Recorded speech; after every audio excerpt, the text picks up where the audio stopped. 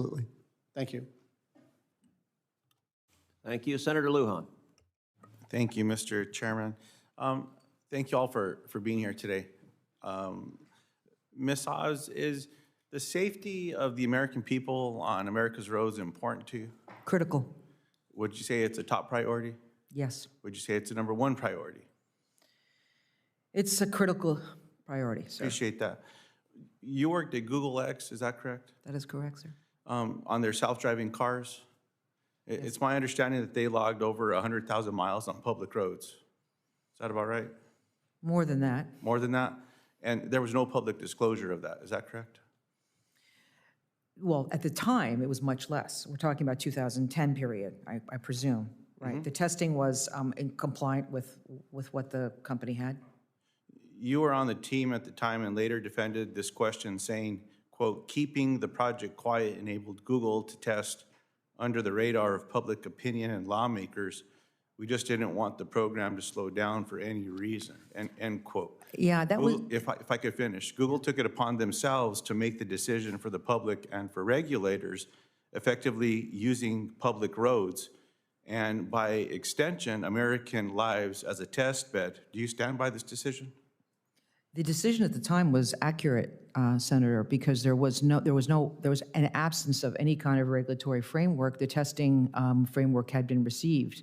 There was no bill at the time, and the company went ahead and made testing in accordance with the compliance they received. Do you believe that innovation should be prioritized over public safety and oversight? Absolutely not. Do you stand by that decision then at the time?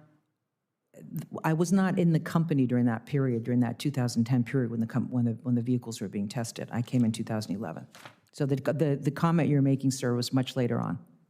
Is this quote attributable to you, though? Did you say this, keeping the project quiet enabled Google to test under the radar of public opinion and lawmakers? The context was keeping the engineering teams focused, keeping media and other concerning, groups that wanted to know specifics was primarily the reason why we wanted to make sure that we kept the engineering teams focused and that there was no distraction. That was the metaphor that was used to describe that in the context. Is that your quote, though, the one that I'm reading? Probably, yes. Probably?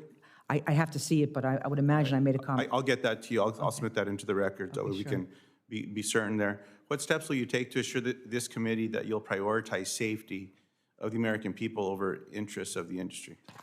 While we were at Google and developing the program, I was presiding over some of the work that was being done to ensure that we had a program that could not be sinkable, sir. So that meant having extremely caution exercised at every node on the point of departure to recovery or to return of the vehicle to the home base. So that record stands for itself, and it's still probably the safest record in the industry. Appreciate that. I mean, as you've heard from all of our colleagues, public safety matters very much to us. I appreciate you saying it's a top priority, critical priority. That's something I think that we can all agree on. So thank you, Senator. Appreciate your responses there. Mr. Zerzan, you are currently the acting solicitor and principal solicitor at the Department of Interior, is that correct? Yes, sir. And you previously served as the general counsel and chief administrative officer at the Department of Interior, is that correct? No, sir. I think that was maybe an energy company I was in that role at. Appreciate that. So would you say you have experience leading a major legal office and advising on federal law and regulatory issues? Yes, sir. Do you have substantive legal experience in transportation law?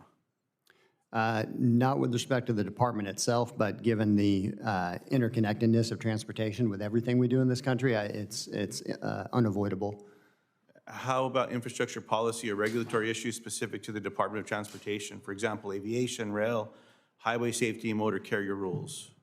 I am not a lawyer who has a substantial amount of background with that set of laws. Now, the Department of Transportation General Counsel typically needs deep knowledge across transportation-specific sectors. And as you know, our country faces tremendous transportation and safety issues right now. As I was just questioning Ms. Oz, air traffic controllers, autonomous vehicles, rail safety, all the rest. This administration just continues to baffle me with its staffing decisions. There's experts out there that are deep in all of this policy. I appreciate your honesty and your candor in that response, sir.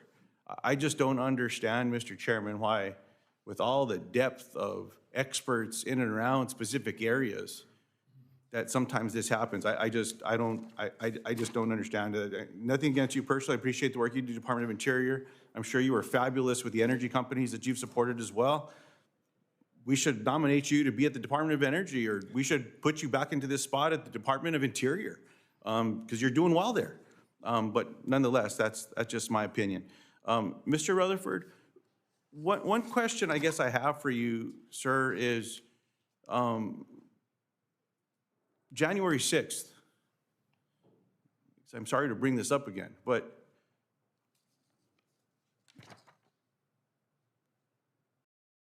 you posted that, you said that January 6th, that it was a disruption. You said that your father, a former congressman, was one of the few to continue to vote against certifying the votes after the January 6th disruption. Would you call January 6th an insurrection? Mr. Senator, I'll tell you, I'm the son of a policeman. My father, who's a congressman, and I certainly don't condone violence against members of our law enforcement. So if you're speaking to that, that's one thing. If you're speaking to the certification of the vote, I think every member of Congress is required by law to certify the vote, and it's not until Congress has certified a vote that the president is elected. My question's not those things. My question is very specific. Was January 6th an insurrection? I would leave that to someone else to describe. So you stand by calling it a disruption? It certainly disrupted the process of the day. I mean, look, to your point, I appreciate what you're saying there. People died that day. Officers were beaten. Some of them are no longer with us. Words matter, y'all, and we're going to be leaders in these positions. Senator? There's just, if I could finish, sir, because my time's up as well, and I appreciate the indulgence here. Mr. Chairman, I just hope just down the road with some of these things, we just remember that. You know, it all matters. I appreciate the service of your father as well, and the work that was done in those spaces. And you're all going to be confirmed. But just words matter as we just get through all this stuff is all that I'm asking. Thank you for the indulgence, Mr. Chairman.